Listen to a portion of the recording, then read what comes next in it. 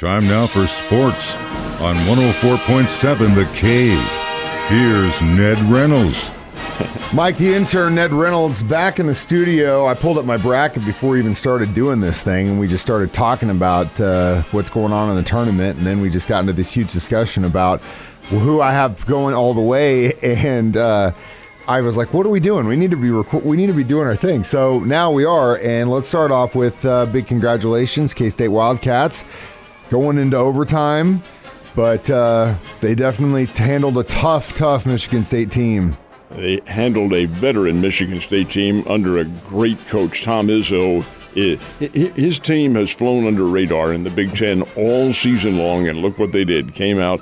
K-State was the better team. Kansas State should have won and did at Madison Square Garden last night. Don't sell Florida Atlantic short. They're a their win last night was their 34th of the year. 34 wins. They're playing in Conference USA. No, it's not the Southeastern Conference or the Big 12 or even the Big 10, but it's a pretty good league nonetheless. And Florida Atlantic has 34 wins in basically that competition. I think they may be, I have to go back and check the records, but they may be undefeated in their conference still. Nonetheless, that's who K-State will play in the championship tomorrow. That the winner goes to the Final Four. The other one, oh, my goodness sake. We had a great doubleheader in Las Vegas. Arkansas was not part of it. They mailed their game in. They lost it in the first half. Arkansas fell way far behind Connecticut. I don't think that was a true Arkansas team that we saw. Maybe the not coach the one that needs beat to get up KU. there and stand on the scorer's table again and take his shirt off. Maybe that would have inspired him. Who knows? But they didn't play very well at all, and Connecticut gets to the championship of the Sweet 16 round. And they will play Gonzaga. The Gonzaga-UCLA game was one of the best I've seen. UCLA had a 13-point lead over the Zags and gave it away in the second half. Gonzaga is really, really good. Gonzaga wins that game by 3 points, so there is your one half of the bracket right there. And the winners, when they play tomorrow, go to the Final Four.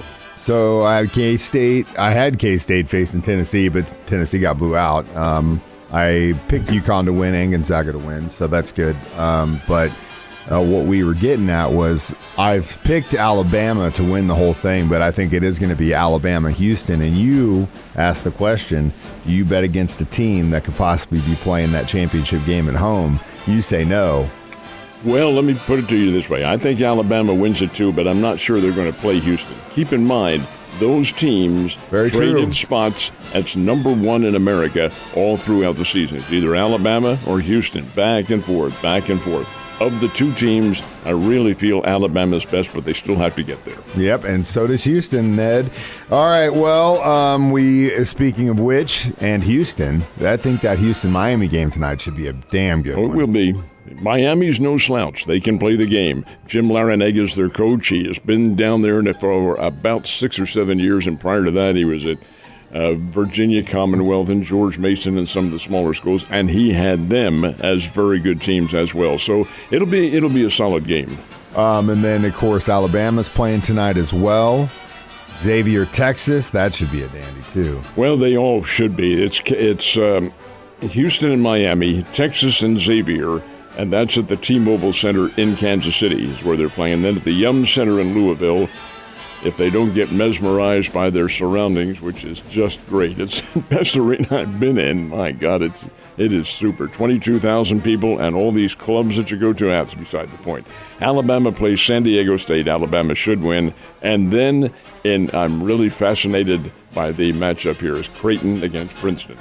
These are both are great academic institutions. Princeton may be the best in the world, although Harvard and Yale will argue about that. Yeah. But nonetheless, the Princeton Tigers are there. They took apart Missouri last Saturday. They'll give Creighton a pretty good battle. It's funny, every time you bring up the Yum Arena, you get this glazed look in your eye. It's like you fell in love with some girl named Jack Daniels there. All right. We might as well just keep talking about the NCAA tournament. So a little bit of history on this date in regards to what's happening right now. 67 years ago tonight, the NCAA National Championship was won by the San Francisco University Dons. It was the second straight. They'd won it the year before, beat Bradley, and on this particular occasion, I beg your pardon, they beat LaSalle. the first time, and on this particular occasion, they defeated Iowa at the Northwestern University Gymnasium. That's where they played the NCAA back then. And who was their leading scorer? A guy by the name of Bill Russell, the very same Bill Russell who was a star, well, all everything with the Boston Celtics, and later their first coach.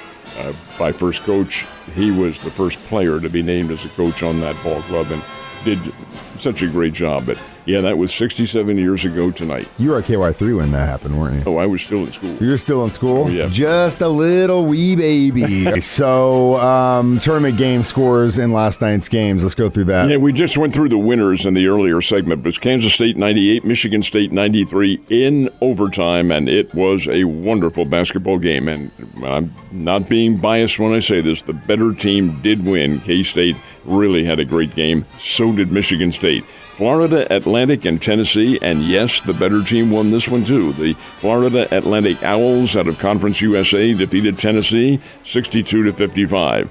Then you went out west, and this was not a very good game. Arkansas did not show up in the first half, and that's when Connecticut put them away. Connecticut won the game 88-65 over the Razorbacks. But then in what was a tremendous battle between two teams who have played each other, they're not in the same conference, but they do play each other during the regular season, Gonzaga and UCLA, storied programs. Gonzaga won it on a three-point shot down the stretch, 79-76 over UCLA, which had a 13-point lead and let it get away.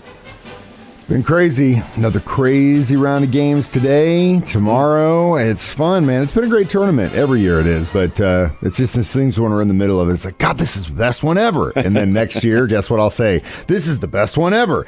Got a little bit of news yesterday that Waino might not be starting for the Cardinals on the opener next week. Well, What's happening? Not might. He won't be. He is going to be going to the sidelines, not just for the opener, but for a couple of weeks. Wainwright was working out with the World Baseball Classic teams, that he wasn't doing any baseball. He was in the weight room, and he sustained a groin injury, which leads me to believe, Mike, and this is just a guess, that he may have been deadlifting. And, you know, that puts a lot of strain on the midsection. That's what it's supposed to do. But Waino has strained his groin, and it looks like it's a fairly serious strain, so he's going to be out for a couple of weeks. He will not be the Cardinals starter. He had a pretty good World Baseball Classic, not great, but pretty good. But nonetheless, 41 years old, and hey, these injuries are going to crop up when you're in that particular age category. So Wainwright will not be the starter and probably on the sidelines for, I'm going to guess, about 3 or 4 weeks. A former Mizzou Tigers got a new basketball coaching job. Where's he landing at? He is going to Providence to replace Ed Cooley, who left to go to Georgetown. And the new guy is Kim English, who was a great star up at Mizzou about, maybe 10, 15 years ago. He's been coaching at George Mason in Virginia. But oddly enough, Mike, Mr. English was here in Springfield, back in early December when the Missouri Sports Hall of Fame had its basketball luncheon. He was the featured guest and an inductee. And who would know that he'd be taking over a team in the Big East Conference, the Providence Friars, this year. He'll do a good job. Kim English is very astute. He's only 34 years old, and he will do a very, very good job in the coaching, which he already has. That's obviously they're not taking somebody who hasn't had a little bit of experience here, and certainly English has. Kind of makes me feel like, what have I been doing with my life? He's younger than me and coaching a pretty big team now. Congratulations to him, Ned. I'll see you Monday.